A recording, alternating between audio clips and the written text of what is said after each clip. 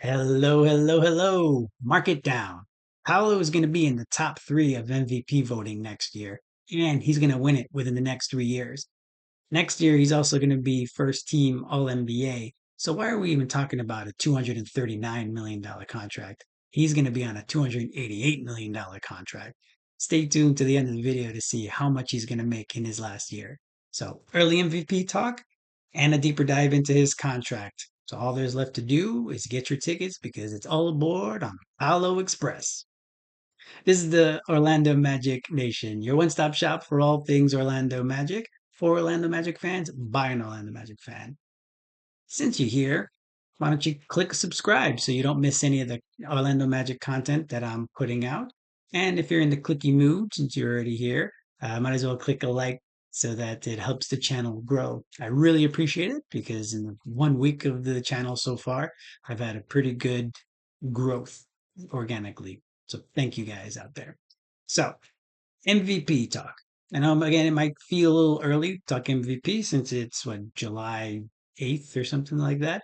But it's never too soon to start the narrative because the MVP voting, if you've followed the NBA, you know that it's part the statistics, which of course are some of the things that Paolo has already put himself on a trajectory of becoming an all-time great, but it also has to do with narrative and team records. So really the big thing that we need to do and make sure that he gets the steam for is to talk about Paolo as MVP, not just, oh, it's this great upstart team. It's about Paolo making it to MVP.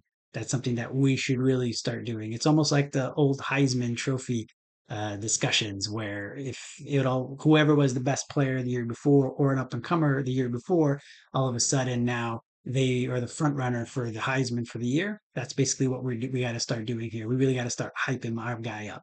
So if we look at some of the stats, so let's see how has it started or how's it going so far. The first 3 seasons, here are the stats: 72 games in his rookie season, 20 points a game, score, rebounds about 7, assists about 4 if you round up. True shooting, that's been the big knock on Paolo so far. When it comes to voting or at least discussions around the NBA, it's his true shooting. And then the record for the team when he played was 31 and 41. 2 years ago was the big season. It was the big season where the Magic made the playoffs for the first time in a few years. 80 games played, 22.6 points, 6.9 rebounds, 5.4 assists, true shooting of 54. And we had 12 games over 500 at 46 and 34. Last year, obviously, was the injury riddled season, and it was really only just one injury for Paolo, but overall for the team, he played 46 games and had 25.9 points per game, 7.9 rebounds, and 4.8 assists with a true shooting of 55-10.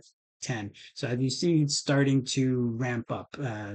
If we break it down even further, last year, his first 5 games, as you see, he was killing it. He had 29 points, 8.8 rebounds, 5.6 assists, and a true shooting of 59. That's a bit misleading. The record at 3-2. That fifth game was against Chicago where he got hurt. It was kind of a rock fight, but they had the opportunity. They probably could have pulled it out. Then when he got back from injury, as you see here, the first 15 games coming back from injury, he was still working himself back into basketball shape. Only had 19.7 assists, 6.6 rebounds, and about 5 assists with a true shooting of 47. Team was 4-11. So like that's where his season took a downturn, obviously, because if you see the rest of the season, 15 the next 15 games, averaging 29 points, 7 and 4, and in the last 11 games, 28.5, 8.4 assists and 4.8, sorry, 8.4 rebounds and 4.8 assists with a true shooting of 57. So really, if you look at his season in chunks, obviously it's the whole thing. If you look at the whole season, again, it was 25.9 points per game, 7.5 rebounds, and 4.8 assists with a true shooting of 55.10. The team was under 500 with him on the court. So that's another part of the narrative, right? So we have to make sure that we have wins as well as him putting up his stats. Those stats right there, 25.9, 7.5 assists, 7.5 rebounds, 4.8 assists. That right there is going to be enough to at least start putting him in the conversation. The whole bit of the narrative is kind of like the it came out of nowhere bit of it, as well as team success. So once we start next season, if we're able to come off to a 7-0 start, or we're able to come out to a 10-2 start, or something like that, then the train is going to start going. Basically, at that point, then everyone's going to be, oh, the Magic are for real. Desmond Bain came, and the team is great. Paolo's scoring, all of that stuff, all that information, and all that coverage that we're going to get, especially because we'll be in the top half of the Eastern Conference. That's going to be part of the story. And as we know, it's again, it's about the story as well as the stats. So the big thing we need to try to make sure is that we have a good season. And here, as you know me, I come with the stats. So obviously, there's another spreadsheet here. Again, if you have to pause, just pause and then look at it a little later on. But I wanted to compare his third season and the fourth season to the other people that have won MVPs in the last few seasons. So this chart here is Shai, Joker, Embiid, Giannis, Harden. So I'm looking at their year three seasons and then also their year four seasons. It's pretty comparable in a lot of ways. I would say the biggest thing that's holding back Paolo is the true shooting. As you can see, he's not as efficient, and because he's not as efficient, a lot of the times it's coming off as, oh, they're empty stats, or oh, it's a good good good stats, bad team guy. All these different narratives. Like right now online, everyone's talking about Paolo and Jalen Williams, J Dub, who's better. And it's like you can't really compare a number one option to a number two option. The number two option is great, that's fine. Let's see how he does without Shea as the number one, right? So there's all that discussion on there, and I don't want to really get into that. I'm more of a news and notes as opposed to a rumor and discourse thing, but still, let's be honest, right? The first option versus second option. Anywho, so yeah, so I would say like Joker and Embiid, obviously you're gonna have him on the rebounds, but when Jokic also has the assist, he's a jack of all trades. But as you see, basically by year four, that's when they're in the MVP conversation. So for Jokic, he was fourth in MVP voting in his fourth year. For Embiid, it wasn't his fourth season. As you know, he's oft injured. So it was like probably his sixth or seventh season, but it was his fourth playing season. As you see, he only played 51 games and still was the runner up for MVP. And Giannis was seventh in MVP voting, and Harden was eighth in MVP voting in their fourth year. So really, the fourth year is where you make your jump statistically. So that's what we're hoping for with Paolo. So here's a couple others. So with Russ, Curry, KD, and LeBron, as well as Derrick Rose. So I went all the way back to basically Derrick Rose because Derrick Rose had his best season in his third year. And that's why if Paolo makes All NBA this season, he's going to have an increase in a bump in his salary. And that's all credit to Derrick Rose because he was so good right up front. Now that the subsequent uh, contract extensions are increased because of Derrick Rose. So that's what Paolo has looking forward. But if you look at this group of former MVPs, you have Russ, super inefficient, but he was 12th in MVP voting in his fourth year. That was the year after they went to the finals, I believe. Then Curry also was injured in year three, so I added his year four and year five on here, both MVP candidate seasons. But again, if you look at his true shooting, we're talking about 58%, 60%. So that's where again Paolo needs to be more efficient in that respect. So KD was a machine right off the bat, KD scoring machine. So I don't really know if Paolo needs to be at that level. The same with like Shea. The reason I say he's going to be a top three candidate is because there's Jokic and Shea are around. So that's going to, especially with Denver improving their team so much, they're going to have enough success that Jokic is going to be in the conversation again because he's going to put up his normal triple double basically every single game. And then Shai, I'm expecting the OKC to just keep on rolling for the next one. So at that point, I believe that Paolo will be either slight right behind them, or if there's voter fatigue, then Paolo can jump in either be the runner up or win it all if the Magic are probably as successful as the Cavaliers were this past year. And then to finish off this bit of list, LeBron was already in third year as the runner-up in MVP and fifth in MVP in his fourth season. But if you look at his fourth season, where there's 27 points, 6 rebounds, 6 assists, and it was pretty inefficient at 55%. That's something that Paolo can do easily. Like to me, that is where the trajectory of his stats are going to go. I think that right there, if he can do that, I think he'll definitely put himself in the conversation instead of being a top five. I'm hoping for a top three. And then last person that we're going to compare is Rose, because again, Derrick Rose in his third season is where he won MVP. So I wanted to put his stats on there so you can just kind of see. I know basketball was a bit different at that time. There wasn't as many 3-point shooters. There wasn't that much. Not everybody was shooting threes at the time, but that was it was a bit more bruising at that point. There wasn't as much talent, but I wanted to give a bit of context there. So 25 points, 4 rebounds, 7.7 assists, 55% shooting, which is basically what Paolo did last year, shooting wise. So then I've done a little bit of creative accounting, let's say, and I put Paolo's year two and year three on there, as well as projected year four. So I'm hoping for him to play about 72 games.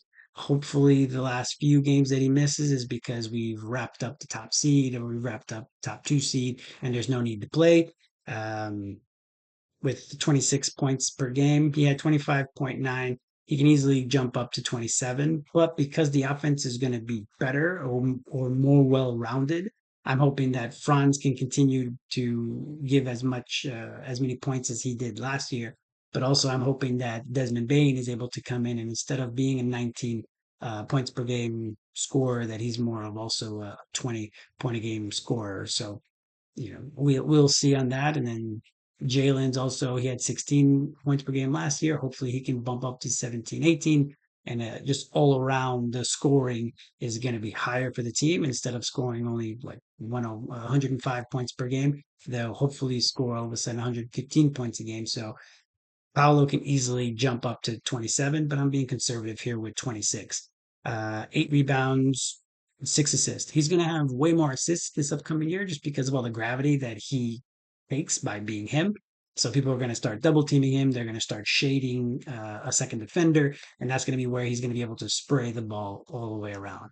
Again, hopefully the offense is more well rounded. So Tyus Jones will be able to have the ball and give out a few assists, the same with Desmond Bain as a secondary or tertiary ball handler, or Jalen or Franz. Like there's so many guys that now can handle the ball that hopefully that is the case, but we still want Paolo in the block, being able to orchestrate the offense a bit. Okay, so that's what we hope. So if all goes well, we have the stats. He's already going to have the stats. For me, it's all about health. If he's around for 65 games, he's going to be an all-star. He's going to be an all NBA, and he's going to be in the MVP voting. Because that for me is the big thing. The stats are there. The next part that we need is the team success and the narrative. Again, I think narrative because we'll be the new upcoming new fancy toy. I think we're going to get a lot of buzz, but it's the team success. So if we have the team success, we're going to be the new toys. And with the stats, he has a good chance of being an MVP within the next 3 years for sure. But I'm hoping to be a top three candidate at least for this upcoming season. Now looking at the contracts, like I mentioned, these numbers here are my basis or the basis of him being an All NBA player next year. So I'm marking my flag, saying he's going to be an All NBA player next year. Maybe first team. If you look at who was first team last year, you have Giannis, Jokic, Shai, of course. You have those. So they don't really do it by position anymore, so that's where it kind of gets a little finagly. But I think that Paolo will still be able to come in there because Giannis, while he's going to be incredible as always, maybe the team is going to things are going to go so poorly for the team that he's going to end up on the second team All NBA or Jokic.